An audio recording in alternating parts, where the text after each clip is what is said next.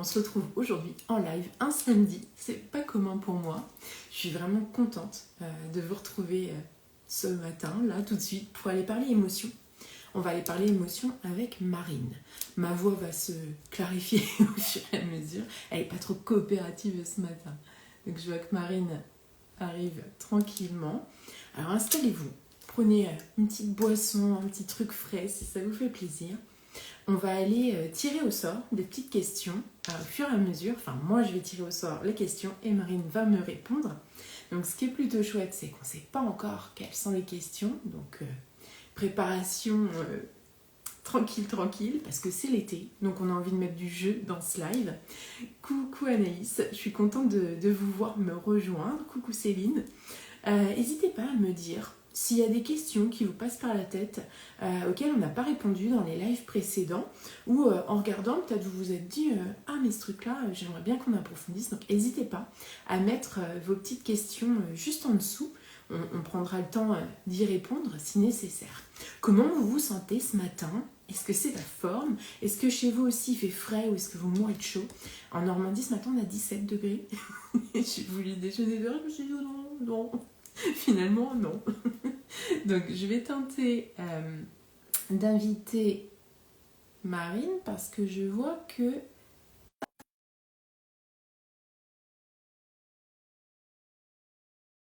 Manip tranquillement. Hop là, ça devrait se faire. Donc, on attend une petite seconde. Alice, tu nous dis fraîcheur en Belgique, ça fait du bien. Hello! J'ose jamais trop parler au moment où je clique sur lancer la vidéo en commun parce que je sais que ça coupe et qu'il ne se passe rien. Du coup, je suis Comment un ça peu va? bug. Ça va très bien. Tout le monde, on a fait une petite météo du jour parce qu'entre ceux qui meurent de chaud et ceux qui sont au frais, dans le nord, on est plutôt frileux ce matin. Et je vois que à partir de la Vendée, c'est bon, on n'en peut plus. Nous aussi, Donc, on a voilà. paniqué chaud. En fonction du lieu, boisson chaude ou boisson froide, et vous vous installez tranquillement. Et je le disais, n'hésitez pas à intervenir, à poser vos questions, à même voilà, rebondir sur ce qu'on dit. Ça fait toujours plaisir de voir que on n'est pas les seuls concernés par ce qu'on est en train de dire. Euh, Pour commencer, ce que je te propose, c'est de te présenter ou de me présenter moi. Voilà, dans le sens suivant ton éveil matinal. Allez, je te laisse commencer. Ok, bon, moi je m'appelle Nadège, je suis coach pour atypique sensible. Qu'est-ce que je mets là derrière? Tout ce qui va être hypersensibilité, neuroatypie, qu'on soit avec une reconnaissance médicale déjà posée ou qu'on soit en plein questionnement parce que je sais au combien le parcours pour poser des mots sur notre fonctionnement il peut être compliqué. Moi j'ai dû arriver à 38 ans pour poser des mots sur vraiment ce qui me caractérisait. On ne veut pas mettre des étiquettes, pas forcément entrer dans des boîtes, juste avoir des outils pour comprendre. Et quand on pose voilà, un diagnostic ou un mot sur qui on est, c'est beaucoup plus facile de trouver les outils adaptés pour avancer. Donc voilà un petit peu ce que je propose. Et puis à côté de ça, j'ai un podcast, le podcast des atypiques sensibles qui va reprendre en septembre. Je l'ai laissé un petit peu prendre du repos, il en avait besoin, tout comme moi. Et puis j'adore écrire, donc j'ai tout plein de livres à mon actif pour les petits comme pour les grands, mais qui sont toujours dans le même domaine de l'acceptation de soi, de la différence, de l'acceptation de ses émotions et puis voilà, de la positivité aussi parce qu'on en a besoin. Vraiment, ce que je tenais à dire, c'est merci pour tout ce que tu fais, tout ce que tu entreprends, tout ce que tu partages aussi, parce que c'est vrai que c'est tellement nécessaire. Et là, encore plus avec ton initiative autour des émotions, parce qu'effectivement, je me suis dit, mais moi, qu'est-ce que je vais pouvoir dire? Je sais même pas des fois parler d'émotions, enfin, mettre des mots dessus, comme tu dis. Et ouais, c'est vraiment très chouette et je suis très contente de te rejoindre pour ça aujourd'hui. Et c'est ce qui est assez rigolo, tu vas nous en dire un peu plus après sur toi qui tu es, mais moi je me suis dit que c'était une évidence. Et quand je t'ai contactée, je me dit non, mais Et en fait, ouais, c'est rigolo parce que ta sensibilité, on la ressent dans ta créativité, dans beaucoup de choses, dans ta façon aussi de communiquer. On a eu la chance de partager un mastermind et moi, j'ai senti tout de suite qu'on avait ce truc-là qui fait qu'on navigue sur les mêmes eaux. Et tu m'as fait tellement rire quand tu m'as dit, mais qu'est-ce que je vais dire? Ouais, pour donner un petit peu de contexte, en fait, Nadège était venue me voir en privé pour me parler justement de de ces lives qu'elle allait proposer. Je lui disais, ah, mais c'est un super projet, etc.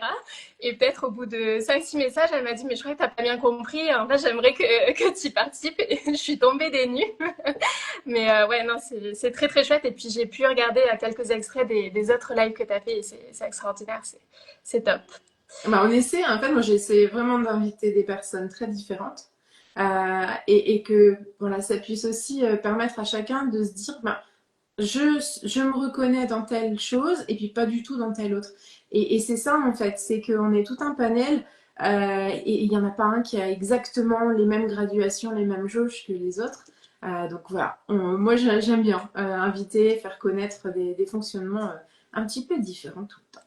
Alors je te laisse nous dire qui tu es, parce que mystère pour ceux qui nous rejoignent et qui te connaissent pas du tout. Yes, merci. Du coup, je m'appelle Marine, j'ai 27 ans. J'habite en Albanie et ici aussi il fait déjà très très chaud. Je suis une ex-journaliste. J'ai exercé pendant plusieurs années et puis je me suis lancée dans la folle aventure de l'entrepreneuriat il y a 1 an et demi. Et aujourd'hui, je suis ce que j'appelle coach en communication authentique. Donc, j'accompagne en fait les coachs, thérapeutes et plus globalement toutes les personnes et tous les entrepreneurs qui ont envie de contribuer dans ce monde, qui ont envie d'avoir un impact, à faire rayonner leur message, à attirer leurs clients de cœur grâce à une communication qui leur ressemble sans jamais avoir à se travestir, à rentrer dans les cases, parce qu'on sait ô combien sur les réseaux on essaye, et vraiment de plus minimiser leur unicité et d'en faire vraiment une force, y Mais c'est compris en chouette, émotion. c'est exactement mon combat. Mais enfin voilà, c'est pour ça aussi que je tenais à ce que tu nous rejoignes dans cette aventure, parce que finalement, faire de notre unicité, de notre authenticité, quelque chose qui permet de contribuer au monde, c'est pas le truc le plus facile. Comme tu disais, en fait, on nous impose de suivre un modèle et puis même quand on arrive dans l'entrepreneuriat, bah, quoi. Moi, j'ai commencé, je me faisais du 9h-16h comme à l'école parce que j'enseignais avant. Donc, je m'imposais les mêmes horaires alors que j'ai fait ça justement parce que ma santé me permettait plus de faire ces horaires-là en me laissant pas un temps de repos, en me disant non, c'est 7h, tu commences à cette heure-là et c'est fini. Et en fait, on est très formaté à respecter certaines choses. Si on travaille pas une journée dans la semaine, c'est qu'il n'y a plus rien qui va et qu'on a la flemme. Enfin, et donc c'est assez rigolo et moi j'aime bien suivre justement ce que tu partages parce que ça me parle énormément. Mm. C'est vrai qu'en fait, on a surtout, je pense, dans l'entrepreneuriat, mais on a vraiment cette sensation de jamais faire assez, de jamais être assez, ou d'être trop, au contraire, ou d'en faire trop. Et donc, en fait, on se déconnecte totalement de qui on est, de nos valeurs, de nos émotions. Et en fait, au moment où vraiment on se réaligne avec tout ça, ben, on voit qu'il y a plein de choses qui changent et que c'est beaucoup plus fluide, en fait, beaucoup plus fluide, beaucoup plus facile. Ouais. Ouais. Et là, ça pose un autre problème. C'est facile. Oh mon Dieu, c'est que je ne travaille pas parce que C'est travailler, pas ça doit être dur. totalement ça, j'avoue, j'ai été comme ça aussi. Donc voilà, c'est un petit peu tout ça qui fait que ce matin, on se retrouve toutes les deux. Je t'ai proposé, du coup, je t'ai transmis une petite liste de questions. Et pour mettre du jeu un petit peu, je les ai mis en petits morceaux dans des gobelets. Et on va y aller bah, comme ça, quoi, enfin, au hasard, pour mettre un petit peu de fun dans nos échanges.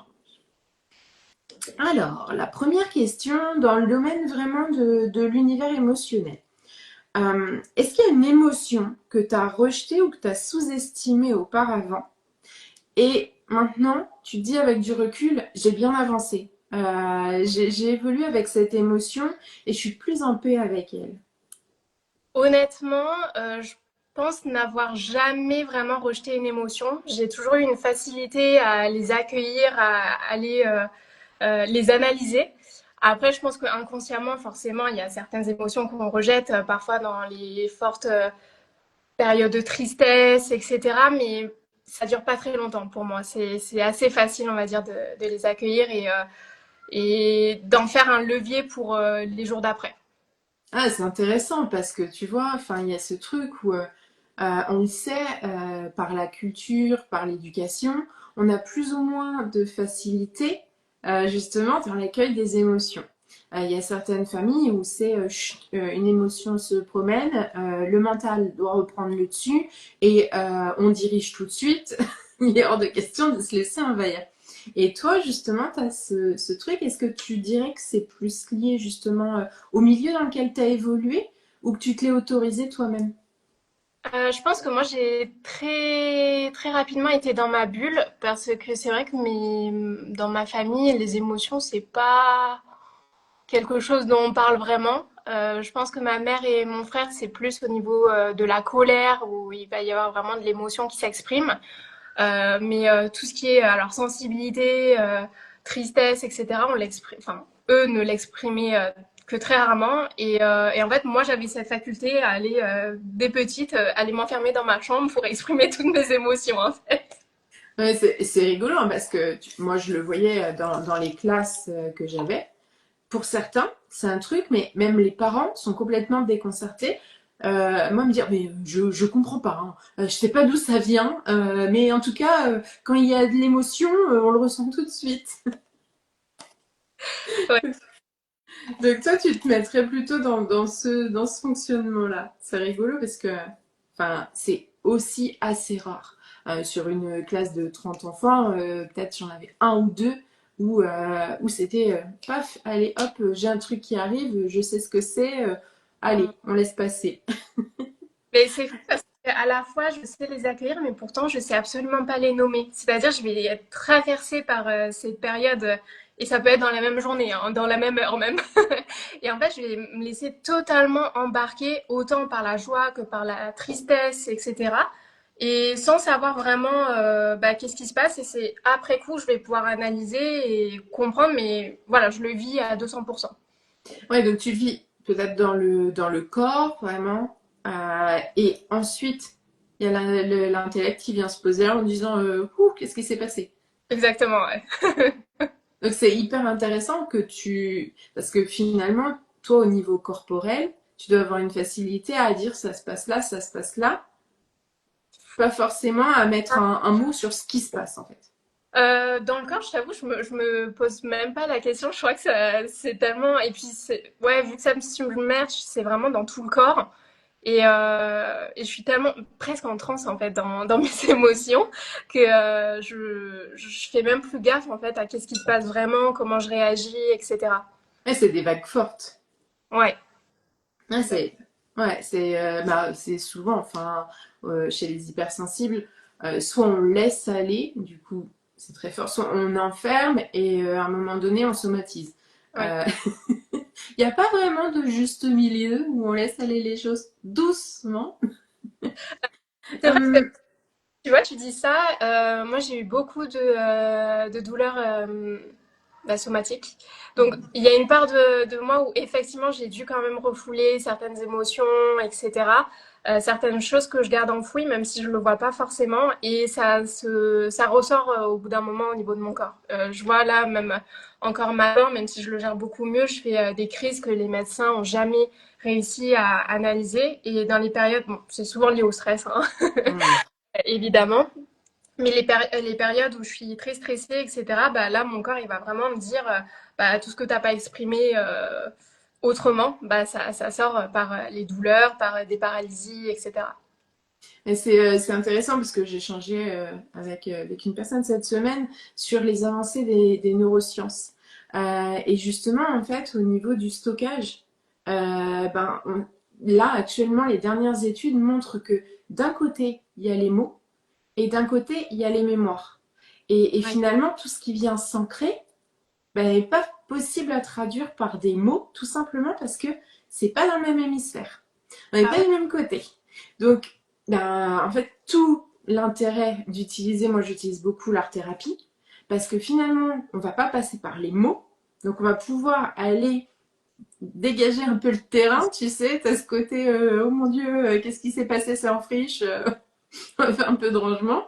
Et finalement, tu as ce côté-là où bah, les dernières études montrent vraiment qu'il va falloir, dans les thérapies, là, qu'on prenne en considération que la parole seule peut pas permettre d'aller défricher l'ensemble du terrain et remettre les choses à niveau. Hmm. Donc c'est peut-être une piste que tu peux aller explorer tranquillement. Moi, c'est beaucoup l'écriture. Je sais que Ouais. justement, quand je sais pas mettre des mots, je vais prendre mon petit carnet que j'ai toujours avec moi. Et en fait, je commence à écrire. Et toujours ce sentiment au départ de me dire, bon, qu'est-ce que je vais écrire? Et en fait, finalement, dans ces périodes-là où je ne sais pas quoi écrire, c'est là où je vais écrire 10 pages. Et en fait, au départ, c'est très déconstruit, etc. Et peut-être la deuxième page, c'est là où toutes mes émotions sortent et j'arrive vraiment à mettre les mots et à comprendre en fait ce qui se passe. Mais l'écriture, en fait, au bout d'un moment, quand on écrit de façon très intuitive, le cerveau n'a pas le temps de réfléchir à ce qu'on est en train de d'écrire. Et le fait qu'il y ait le geste, on revient. Alors, moi, j'aime bien dire ancrer dans les deux sens, avec un A et avec un E, parce que tu mets l'encre sur le papier et tu ancres ce que tu as là-haut, qui est pas dans la réalité. Mais justement, tu viens le remettre dans la réalité. Tu viens lui dire, ok, ok, d'accord, t'es là, on va aller chasser et on va aller te remettre dans la réalité et te donner une place et tu vas arrêter de tourner en boucle. Et finalement, mais, l'écriture, le dessin, moi j'aime bien aussi découper, coller. Finalement, tout ça, c'est des choses qu'on fait quand on est petit. Et Ah, quand on est grand, on se dit, oh non, c'est un truc d'enfant, je vais pas faire ça. Euh, et bien au contraire, ce qui est fun, c'est qu'on se dit qu'enfant, on sait ce qui est bon pour nous.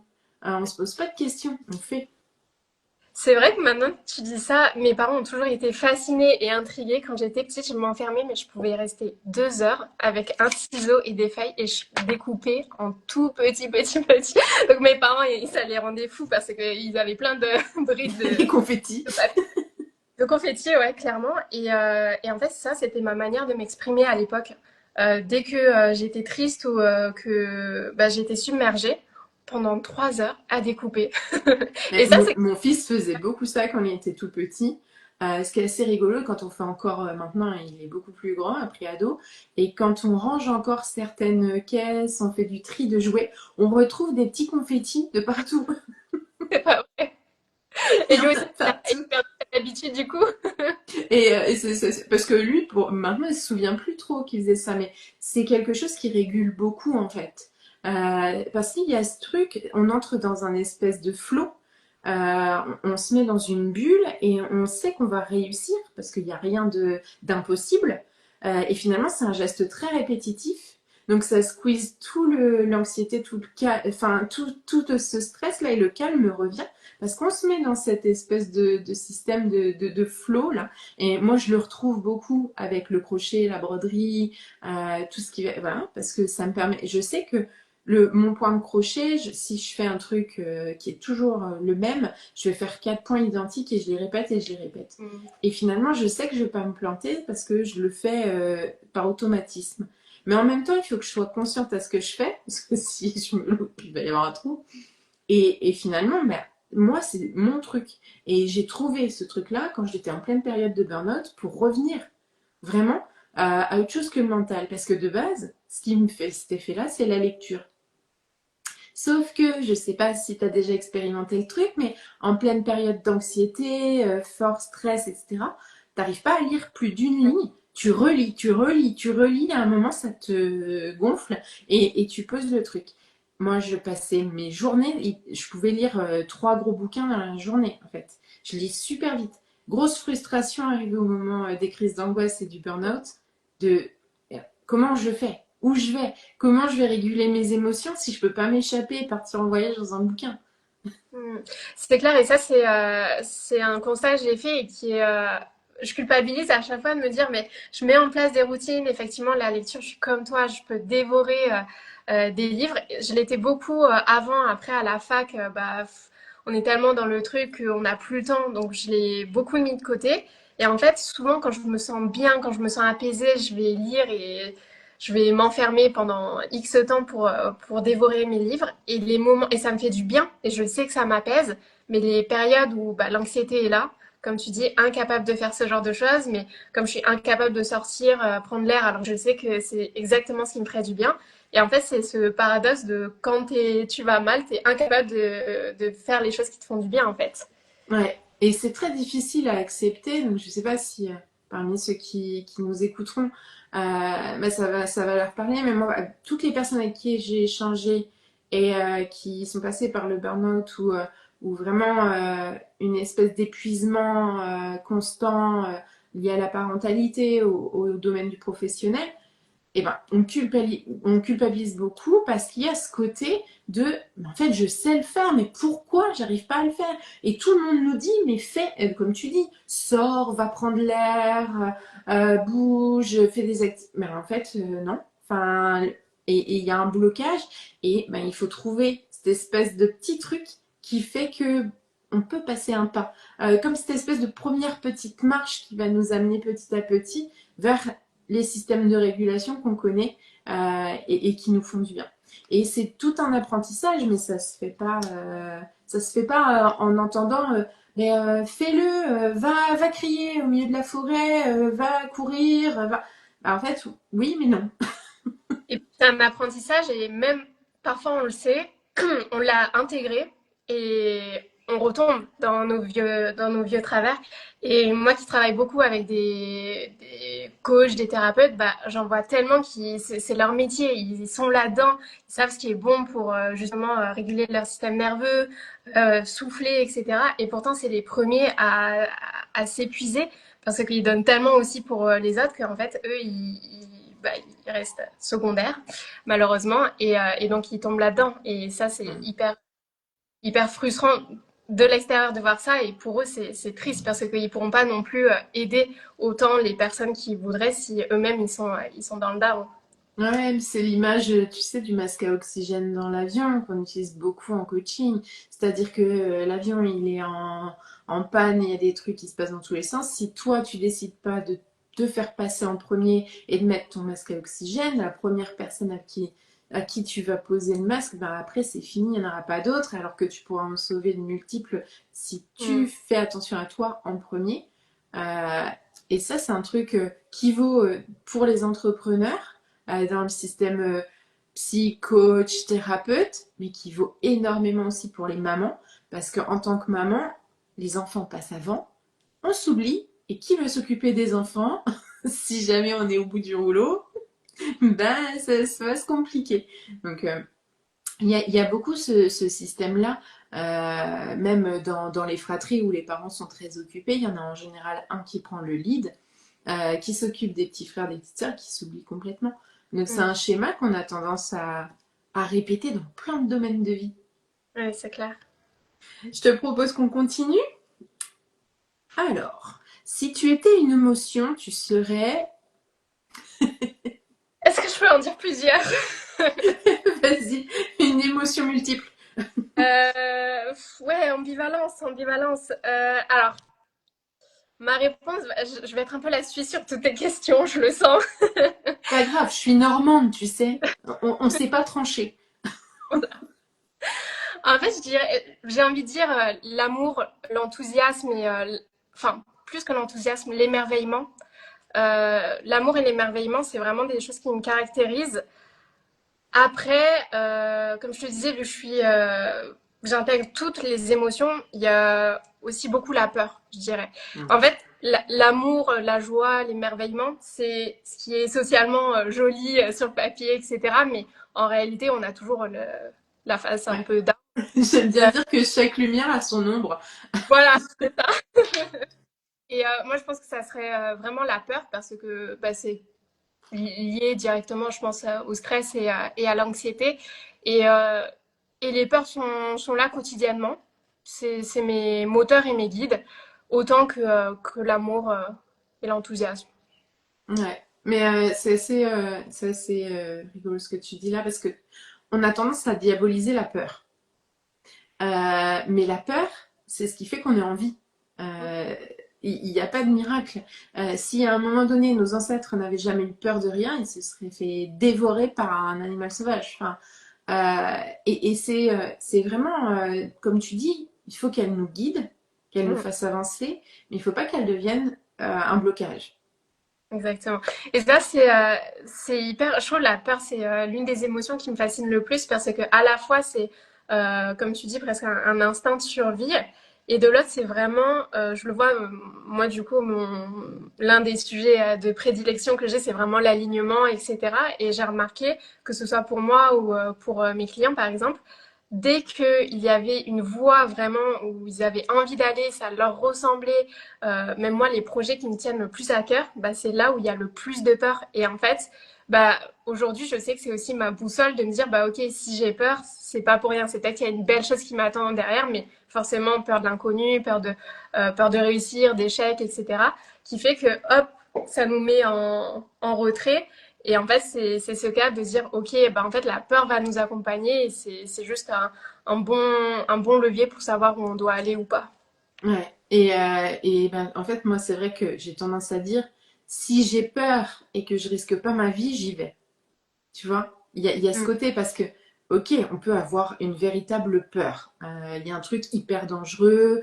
Et puis, il y a les peurs qui sont liées aux expériences passées. On a peur que, voilà, moi, typiquement, quand j'ai lancé mon entreprise, j'ai énormément travaillé sur mes peurs.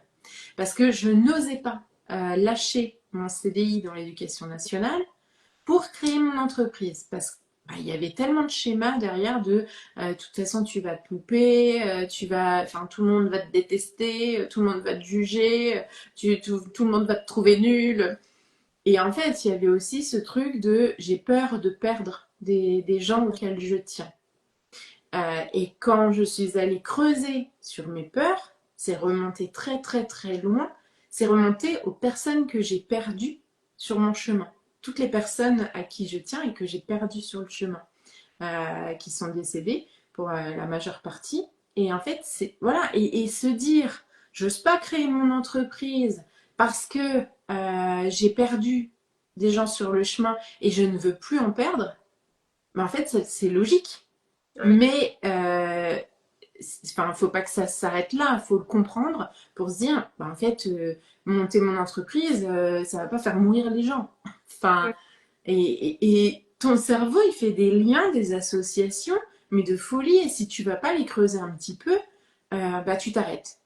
Tu t'arrêtes et tu te dis, bah non, j'y vais pas. Et c'est dingue, effectivement, parce que on minimise tellement les émotions, alors qu'effectivement, quand on va voir vraiment ce qui se cache derrière, on voit que, en fait, déjà, toutes les émotions sont liées entre elles, et c'est souvent beaucoup plus profond que juste la surface de ce qu'on croit, en fait. Et ouais, c'est fascinant. C'est Mais oui, fascinant. c'est ça. Et en fait, c'est des schémas qui sont ancrés en nous. Mm. Le cerveau, il prend ce qu'il connaît déjà pour se rassurer. Et puis pour nous fiche la trouille, il nous propose plein de solutions pourries. Et C'est clair. encore plus quand émotionnellement, enfin, moi je vois l'hypersensibilité, ça fait que on reçoit beaucoup plus d'infos.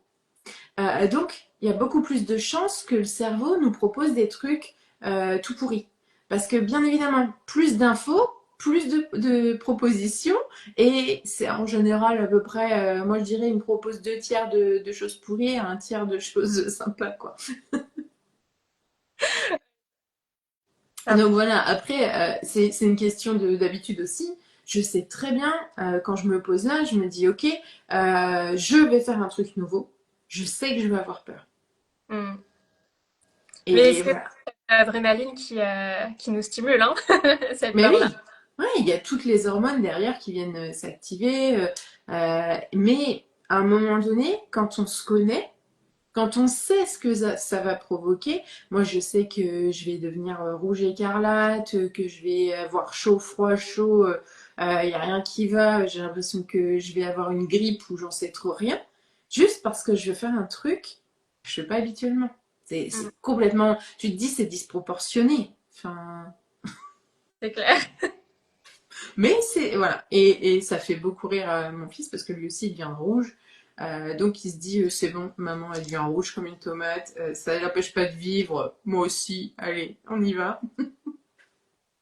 Mais voilà, et c'est petit à petit, on apprend, on a des pièces du puzzle qui nous arrivent et on se dit, bah ouais, ok, c'est bon. Et toi, donc les émotions, ça a toujours été une évidence pour toi? Aujourd'hui, tu t'es spécialisée là-dedans, mais est-ce que tu as eu du mal à gérer tes émotions, à les accueillir, à les reconnaître? Alors moi, ça a toujours été trop, mais socialement pas acceptable. C'est-à-dire que quand j'étais petite, je pleurais pour tout. Je pleurais de joie, je pleurais parce que quelqu'un se faisait disputer, je pleurais parce qu'il se passait un truc qui était beau. Enfin, et moi, j'ai toujours eu ce côté où tout était très fort, très très fort. Et il y a eu un moment où ça a été très compliqué pour moi parce que j'ai perdu mon grand-père. Et en fait, si tu veux, j'ai senti que c'était pas le juste moment pour exprimer ce que j'avais exprimé. Et finalement, c'était vers mes 10 ans, j'ai fermé la porte. C'était en fait trop fort pour pouvoir être exprimé à ce moment-là.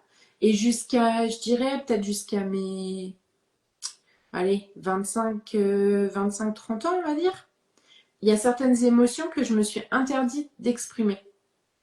Parce Les- que bah, sur le chemin, le papa de ma fille est décédé. Donc tu vois, en fait, mon meilleur ami ensuite est décédé aussi. Et finalement, à chaque fois, je me suis dit, c'est pas le moment. Hmm. J'exprime pas. Sauf qu'à un moment, mon corps, il a dit, non mais ça va. Enfin, il y a un moment, c'est trop plein là. Va falloir faire quelque chose. Et lui, il a imprimé plein de douleurs que je comprenais pas. Et c'est en allant en thérapie que j'ai pu comprendre que j'avais bloqué les choses, que j'avais laissé trop de choses enfouies. Parce que bah, c'est ce que je disais tout à l'heure en fait. J'ai perdu Hmm. des personnes à qui je tenais.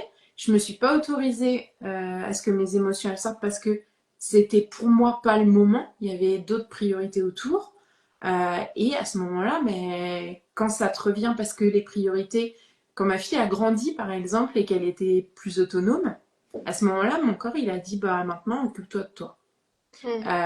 Et c'est à ce moment-là où vraiment je me suis penchée sur le système émotionnel et, et c'est ce que je dis toujours en fait quand on parle de deuil, on parle souvent d'une période courte. En France, on admet que 3 jours ça suffit pour faire un deuil. Moi, il m'a fallu entre 10 et 15 ans. Hmm. Tu vois, et finalement, c'est ça. C'est que j'ai fait ce deuil et ce deuil, ça m'a permis de réouvrir la porte aux émotions. Et là, quand tu disais, tu t'es coupé tes émotions, est-ce que c'était uniquement les émotions négatives ou même dans les autres émotions positives, tu t'es renfermé? En fait, c'est comme si j'avais mis un voile et que tout devait être régulé. Je dois pas rire trop fort, je dois pas pleurer trop fort, je dois pas être en colère. Donc pleurer, c'est à l'abri des regards des autres et pas trop souvent parce que bon, faudrait pas exagérer non plus. Euh, tu vois, c'était ce côté-là un peu où je m'auto-jugeais et je m'interdisais d'être telle que je suis. Quelqu'un qui est, moi je suis toujours positive, je rigole toujours, je plaisante toujours. Et en fait, ça, mais c'était éteint. C'est comme si j'avais, tu sais, mis le feu sur le minimum Mm. autorisé, que ça s'éteigne pas tout à fait, mais voilà, fais pas de bruit et continue ta vie et passe sous les radars, en fait. Il y avait ce truc. Quand on se retrouve maman solo à 22 ans, tu vois, les gens sont très, très critiques. On ne sait pas s'occuper d'un enfant à 20 ans. C'est inadmissible. Qu'est-ce que j'ai fait pour en arriver là enfin, tu vois, tout. Donc, il y avait vraiment ce truc de passe sous les radars, on te jugera moins. Ouais. Mm. Finalement, c'est venu en lien avec t'exprimes pas trop fort, tes émotions, ça a toujours été du trop. Donc, hop, tu mets un couvercle là-dessus et on verra plus tard. Ah, c'est puissant ton partage, parce que je pense que dans ce témoignage, il y a tellement de personnes qui peuvent se reconnaître et qui, je pense qu'on a tous à un moment donné étouffé nos émotions parce que c'était plus acceptable socialement. Et comme tu dis, cet auto-jugement qu'on a aussi envers nos propres émotions, c'est très très dur. Ouais, mais c'est ce qui fait, enfin, les 3 quarts du temps, les gens à l'extérieur, bon, à part si on tombe sur des profils un peu psychotiques, mais les gens ne seront jamais aussi méchants que ce que nous, Bien sûr. on l'est envers nous-mêmes, c'est ça.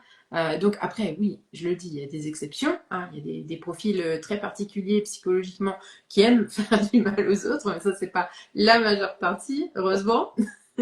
Mais nous, on a un taux d'autocritique qu'il faut absolument aller ramener à quelque chose de juste, Mm. voilà, quelque chose de cohérent. Et ça, c'est hyper difficile. Tu disais tout à l'heure dans les périodes d'anxiété.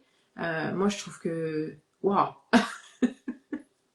c'est chaud de ramener ton autocritique à un niveau acceptable. Et moi, j'aime bien travailler avec l'autocompassion dans ces cas-là, parce qu'il y a ce truc de je me sens nulle, je ne fais rien, j'avance pas, alors que je fais 50 000 trucs. C'est ce qui est assez fort quand même. C'est clair. Donc, voilà, beaucoup d'autocompassion, beaucoup de se dire est-ce que si j'étais avec ma meilleure amie, j'oserais lui dire ce genre de truc là, ou même à des proches, est-ce que je me permettrais de leur dire comme ça, ou est-ce que je leur dirais autrement. Euh, Bien Ah ben, souvent, on leur dirait autrement. on n'est jamais aussi dur qu'avec soi-même, ça c'est clair. Ouais, et dans l'entrepreneuriat, encore plus, je trouve qu'on est un patron quand même assez tortionnaire. On est notre pire patron. La plupart du temps, on a quitté le salariat à cause de patrons toxiques, etc. Et en fait, le revers, il est encore plus violent. C'est ça aussi, ça demande d'être régulé. Alors, on va passer à une autre petite question. Si tu devais créer ta propre boîte à outils émotionnelle, est-ce que tu as une idée de ce que tu mettrais dedans? Ouh, question difficile. Boîte à outils, l'écriture, hein, comme j'ai dit. Ouais. Euh, Un carnet, un crayon. bon, voilà, carnet, crayon, mes doigts, du tapping. J'ai découvert l'EFT il y a quelques années. Pour moi, c'est quelque chose de très très puissant. J'oublie de le faire, mais par moments, c'est vraiment ce qui me sauve. Est-ce que tu peux nous dire un petit peu plus voilà, à quoi ça ressemble l'EFT? Moi, je connais, mais je sais qu'il y en a qui vont peut-être pas connaître. Alors, je pense que tu sauras l'expliquer mieux que moi, mais en gros, je vais prendre une phrase qui va être positive pour moi et je vais la répéter à haute voix en tapant des zones en particulier, donc par exemple sur les tempes, ici, etc., au niveau de la poitrine. Euh, et je vais le répéter plusieurs fois et en fait, ça va vraiment me calmer et m'apaiser, notamment sur tout ce qui est lié aux Ouais. peurs, à l'anxiété. En fait, quand Et tu parlais de tapping, c'est vraiment ça. On va tapoter à des endroits bien spécifiques. Donc, il y a tout plein de petits tutos qui peuvent être sympas sur Internet. Si bah, vous avez envie de tester, n'hésitez pas. Et puis, sinon, envoyez-moi un petit message. Je vous renverrai vers quelqu'un aussi qui le propose et en qui j'ai toute confiance. Euh, Parce que c'est pas forcément évident de débuter tout seul. Moi, toute seule, j'ai eu besoin de quelqu'un pour m'expliquer vraiment. Et pour m'aider à construire cette petite phrase positive, justement, qu'on va répéter. Et même si on veut y mettre toute la positivité du monde, des fois, on la formule pas forcément très positivement. exactement. Moi, c'est vrai, j'ai été accompagnée par quelqu'un au départ pour le faire et elle m'expliquait à quel point chaque mot que tu vas utiliser dans la phrase est vraiment primordial et il faut croire aussi en chacun des mots que tu vas prononcer. Et effectivement, au départ, même encore aujourd'hui, je le fais par moi-même, mais je pense que c'est pas aussi efficace que quand je le faisais vraiment avec quelqu'un qui me disait non, mais là, il faut que tu ailles encore plus loin dans l'expression de cette phrase en particulier, etc. Euh, mais bon, j'ai essayé de garder entre les Bah, en brides fait, comme tout transmises. ce qui est auto-soin, moi je pratique le Laoshi et je sais très bien que je vais le faire en auto-soin pour une espèce de régulation générale, mais en cas de crise, j'ai besoin que ce soit quelqu'un d'extérieur qui me fasse un soin énergétique. Alors ça c'est pareil, on y croit, on n'y croit pas, on fait comme on veut. Moi j'ai baigné dedans depuis que je suis née, donc c'est pour moi ça n'a jamais été un sujet de on y croit pas, c'est une vérité, elle fait partie de ma vie. Mais voilà, entre l'auto-soin qui est plus sur la régulation des petits bobos, mais bah, c'est un petit peu comme on va prendre des plantes ou des trucs quand on sent qu'on est un petit peu fébrile. Par contre, si on sent qu'on s'est cassé la jambe et que c'est une fracture ouverte, on va aller voir quelqu'un de bien plus compétent que nous. C'est clair, ça, c'est un beau rappel, mais effectivement, moi, c'est aussi le cas. Là, ça va être dans les petits moments. Voilà, j'ai un petit coup de stress dans la journée, bah, je vais peut-être le faire, mais dans les moments où je suis vraiment submergée, je peux pas toute seule. J'ai besoin Ouais. d'être Mais accompagnée. c'est un super outil. Ouais. Enfin, vraiment.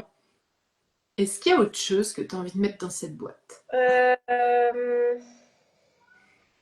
Je dirais mes écouteurs, parce que j'aime beaucoup écouter de la musique et notamment du piano. C'est vraiment ce qui m'apaise. Voir mon appareil photo, même si je le fais pas souvent. Si je suis en extérieur, ça va vraiment me permettre de me vider la tête et de me faire penser à autre chose, vraiment me relier à quelque chose qui m'apaise et qui me donne de la joie. Ouais, mais tout à l'heure, tu parlais d'émerveillement. Mm. Et la photo, bah, ça fait partie aussi des. C'est un petit. Tu vas collecter des petites doses d'émerveillement et tu vas venir remplir ta jauge. Ah, Donc, ben oui, ça aide forcément à réguler. Et je sais pas, mais moi, je sais que pour toi comment ça se passe, mais moi, j'aime bien les rechercher. Dans les moments où je peux pas avoir accès à des lieux qui me font du bien, je vais aller rechercher mes photos collectées. Tu vois, typiquement les couchers de soleil, j'adore. ouais. Et je me fais des petites vidéos ou le bruit de la mer. Ah Moi, je oui. suis pas très très loin mais on peut pas non plus. On est à 3 quarts d'heure de la mer, donc Mm. tu peux pas te dire tiens, ce matin j'y vais quoi. Euh, c'est à moins d'avoir aucun client dans ces cas-là. Mais des petites vidéos comme ça qui me ressourcent, qui m'amènent sur des lieux qui me font du bien. Ouais, ouais, ça me parle beaucoup. C'est pareil, la mer, ça a toujours été mon endroit refuge. L'eau en général, mais la mer encore plus, à la fois sur le bruit, mais aussi sentir cette petite brise qui va caresser ton visage, etc. Pour moi, c'est un moment suspendu dans l'air et ouais, ça relâche Mais, complètement. Rien ouais. que d'y penser, là, tu vois, je me calme. Mais c'est ça, et on en avait parlé dans un des deux lives précédents. Je crois que c'était avec Sandrina sur justement cette image refuge qu'on a à l'intérieur.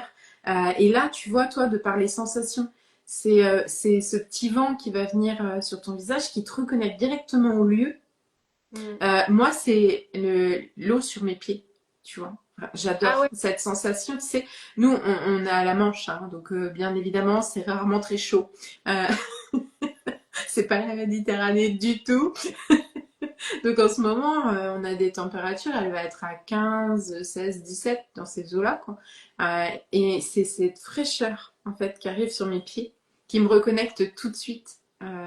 Donc j'ai moyen de quand même le reproduire, tu vois, en rivière ou même avec juste le jet de la douche ou des choses comme ça, de revenir à cette fraîcheur et à ce truc-là. Ah ouais, hyper intéressant. Donc, quand t'es stressé chez toi, tu mets un petit peu ton pommeau de douche Ben, sur en fait, ouais, ça fonctionne hyper bien de passer l'eau froide sur les pieds et tu remontes jusqu'aux genoux. Ça Ah ouais. fonctionne hyper bien pour réguler. Et en fait, ça, je l'ai su qu'après. Et je pense que c'est pour ça que l'eau de la mer qui est fraîche, bah, Hmm. ça vient réguler mon système nerveux. Parce que bah, justement, mettre de l'eau fraîche au niveau des pieds, des chevilles, voilà, jusqu'aux genoux, bah, ça vient réguler ton système nerveux et ça fonctionne aussi si tu fais les mains, les poignets jusqu'au coude. Hmm. Ah, hyper intéressant, ouais. Donc, c'est des trucs instinctivement, tu Ouais. vois, on a les solutions, mais on se dit, ouais, c'est nul. Encore cette petite voix dans notre tête qui vient amener sa critique. Alors, je regarde l'heure tranquillement. On va aller piocher une autre petite question. De temps en temps, je fais le maître du temps aussi. On pourrait en parler pendant des heures. Alors, dans notre société actuelle, quelle est l'émotion que tu trouves la moins tolérée, la moins acceptée? Alors, ce qui est assez rigolo, c'est que toi, t'es pas sur le même continent. Donc, peut-être que là, en fait, peut-être que au départ, sur tes différents lieux de vie, l'émotion, elle n'a pas été, tu vois, la moins acceptée, c'est peut-être pas la même partout. Alors là, en Albanie, j'y suis que depuis octobre, donc je réfléchis encore comme si j'étais en France. Mais après, intéressant, je parlerai un petit peu de l'Albanie. Je dirais, en tout cas sur la France, En fait, même partout, je pense qu'aucune émotion n'est assez comprise. Tout simplement parce que bah, quelqu'un, par exemple, alors, comme je te disais, la joie est mieux acceptée, entre guillemets, que la tristesse pour, par exemple, des inconnus. Quelqu'un qui se retrouve face à une personne qui pleure va être très mal à l'aise. Elle va pas forcément savoir comment réagir, etc. Quelqu'un qui est trop joyeux, certaines personnes vont dire que bah, elles sont exubérantes, etc. Euh, donc, je pense que toutes les émotions, quand elles sont pleinement vécues, ça peut mettre très mal à l'aise les personnes en face parce qu'en fait, elles comprennent pas. Elles ont soit pas le même ressenti, soit pas le même rapport à l'émotion. Donc, je pense qu'il y en a aucune qui soit pleinement, ouais, Ouais. ouais, qui soit vraiment comprise en fait dans notre société. Parce qu'encore une fois, on nous apprend à les minimiser. En, en Albanie, alors tout ce qui est très bonne question. Parce qu'il y a à la fois les apparences euh, et je découvre ici qu'on cache encore plus nos émotions. Les émotions sont encore moins acceptées ici, encore plus pour les hommes. Les hommes, on est dans une société ici encore très patriarcale, etc. Les femmes d'un côté, les hommes de l'autre. Donc, même si ça tend à évoluer, mais en tout cas dans les villages, c'est encore beaucoup comme ça. Les hommes n'ont pas du tout de place ne peuvent pas faire place à leurs émotions, à part la colère, la rage, etc. Évidemment. Ouais. Euh, les femmes, elles l'expriment un peu plus, mais ça va toujours être dans une demi-mesure. Ça veut dire qu'il ne faut pas pleurer trop fort. Il faut pleurer que quand elles sont entre femmes. Même dans, tu vois, j'ai assisté malheureusement à un enterrement en Albanie et c'était très cérémonieux où en fait j'avais l'impression que toutes les émotions étaient purement contrôlées, même au niveau de la tristesse. C'était très cadré en fait. Donc ici, je pense que entre guillemets encore pire par rapport à la France où quand même on parle de plus en plus des émotions, de comment les accueillir, etc. Effectivement, ça va vraiment dépendre des cultures et de là où on est finalement. Ouais, et c'est assez intéressant parce que, enfin, moi, j'échange avec, j'ai beaucoup de personnes, comme je fais que de la visio, qui sont expatriées à différents, à différents endroits dans le monde. Et ça, c'est quelque chose qu'il faut absolument prendre en compte. C'est-à-dire que socialement, on a du mal. euh, En fait, on peut pas socialement, si on veut être accepté, en faire qu'à notre tête. Mm, Il y a ce côté où on doit quand même réguler parce que sinon, socialement, ça va être trop compliqué à gérer.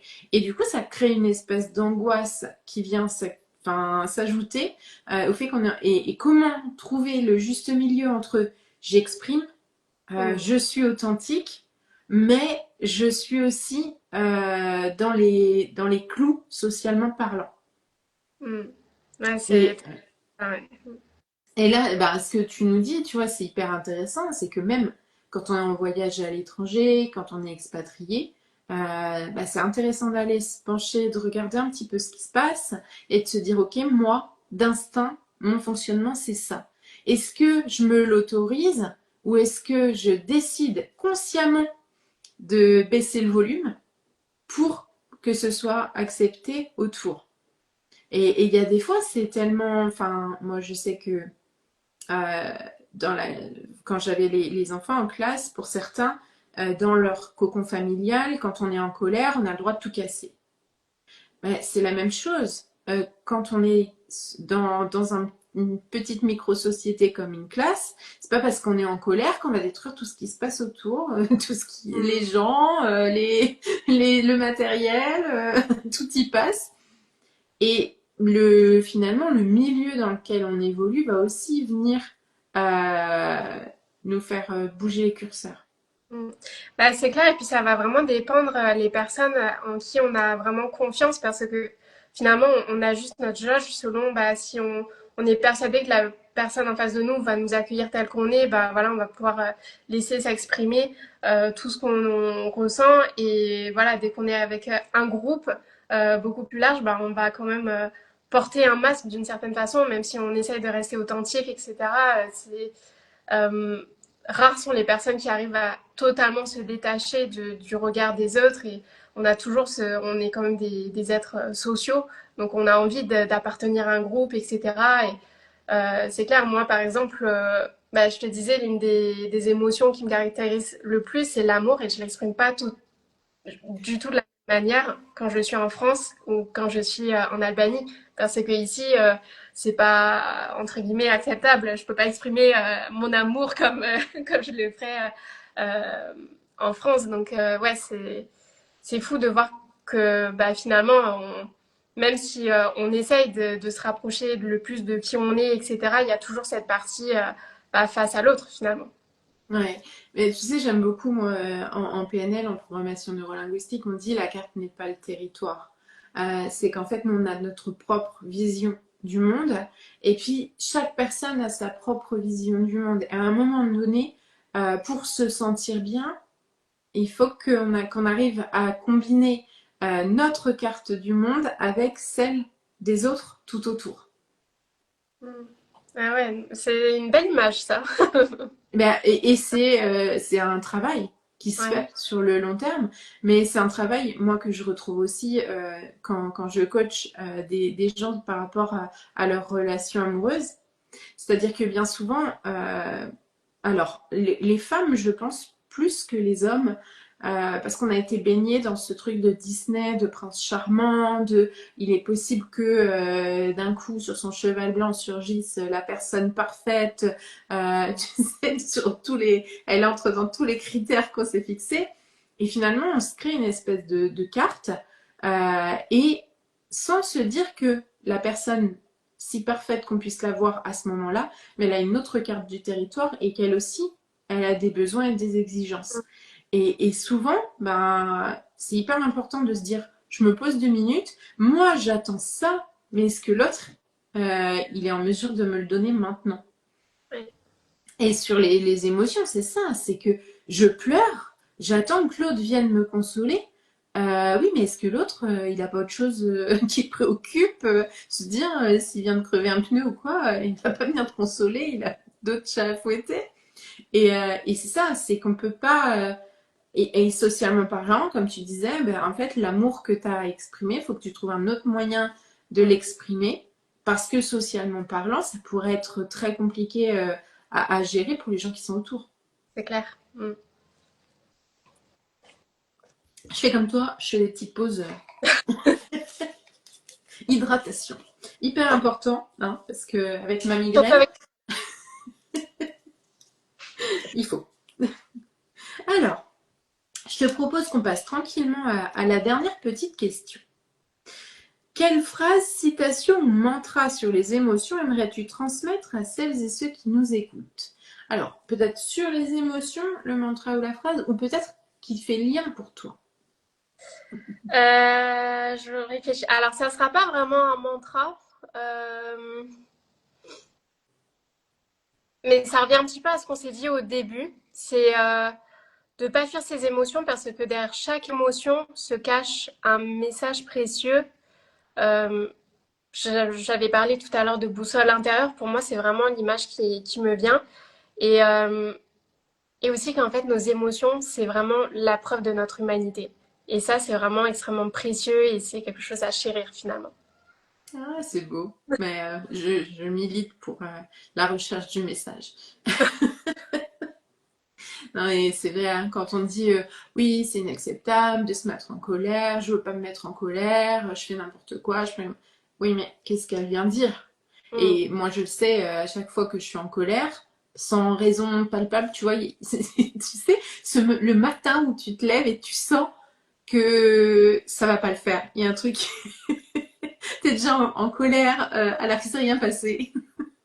Et en fait, les jours d'avant, je sais qu'en général, je me suis pas respectée au niveau de mon sentiment, tu vois, de ma valeur liberté, et que je me suis enfermée dans des trucs que j'ai pas envie de faire, que j'ai accepté, que j'ai dit oui à des trucs dont j'avais pas envie. Et petit cumul, mais la colère, elle va me dire, c'est bon là, t'as dit oui 36 fois, on va peut-être s'arrêter là. Mm. C'est clair que l'intensité, ça varie aussi beaucoup avec l'accumulation. Si on a engendré, Oui, bref, tu m'as comprise. Bah forcément, c'est beaucoup plus fort et c'est là où c'est intéressant d'aller fouiller après. Moi, tu vois, c'est la rage, par exemple, c'est une émotion que j'ai très très peu ressentie dans ma vie. Je pense, j'ai dû la ressentir 2 fois dans ma vie. Hmm. M'a énormément déstabilisée. Et en fait, c'est venu vraiment me titiller et me dire, mais ok, qu'est-ce que vient me dire cette rage? Et encore une fois, c'était quelque chose qui remontait en fait à très très longtemps. Et vu que j'ai jamais exprimé de colère, etc. En fait, c'était hyper déstabilisant, mais c'est venu m'apporter mais tellement de réponses sur aussi qui j'étais, sur ma perception de plein de choses, etc. Et c'est pour ça que je pense que toutes les émotions sont belles en fait. Et toutes Hmm. les émotions voilà, sont à chérir. Il faut juste pas voilà, faut l'accueillir pour pouvoir mieux la transformer en fait. Oh, c'est un joli mot de la fin. Où est-ce qu'on peut te retrouver? Est-ce que tu as un petit truc là que tu as envie de mettre en avant, que ce soit un accompagnement, enfin comment on fait si on a envie de travailler avec toi, voilà, voilà. Bah, merci pour ce passage. J'ai pas vraiment envie de faire la promotion parce que je trouvais que c'était un échange tellement en douceur que j'ai pas envie de faire mon marketing maintenant. Mais en tout cas, retrouver avec grand plaisir bah, sur mon compte Instagram. Venez discuter en DM, c'est vraiment quelque chose que j'aime faire, tout comme Nadège, on est vraiment toutes les deux portées sur l'humain, je pense que vous l'aurez compris. Donc venez papoter. Si jamais, évidemment, vous avez envie d'aller plus loin, on pourra en discuter ensemble, de voir comment on peut travailler ensemble. Mais déjà, juste pour échanger sur qui vous êtes, sur votre unicité, si le sujet des émotions vous a parlé aussi, rebondir sur le live, etc. Bah, allez voir Nadège aussi. Et puis voilà. Bah, c'est chouette, mais voilà, et c'est clair qu'on est d'accord là-dessus.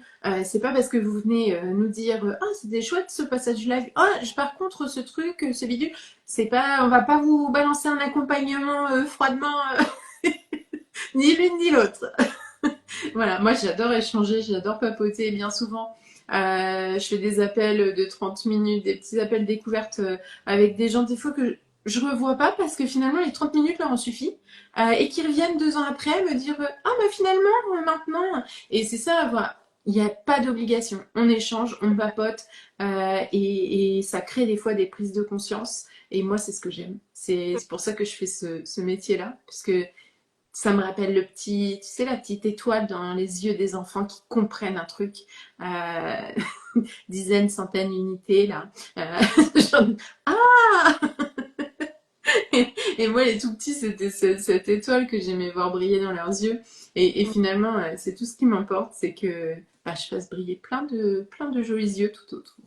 Ce que je voulais rappeler juste à ceux qui nous regardent, qui nous regarderont en replay ou qui sont là, n'hésitez pas à mettre un petit like sous la vidéo, à mettre un petit commentaire, parce que c'est ce qui fait que qu'Instagram fait voyager la vidéo. S'il n'y a pas de réaction, il se dit oh fou, tout le monde s'en fiche de ce truc, poubelle. Donc plus vous interagissez sous la vidéo, et plus elle va voyager, et plus notre message pourra passer aussi ce message d'acceptation de qui on est, d'acceptation des émotions et aussi dire que tout n'est jamais parfait et c'est très bien comme ça.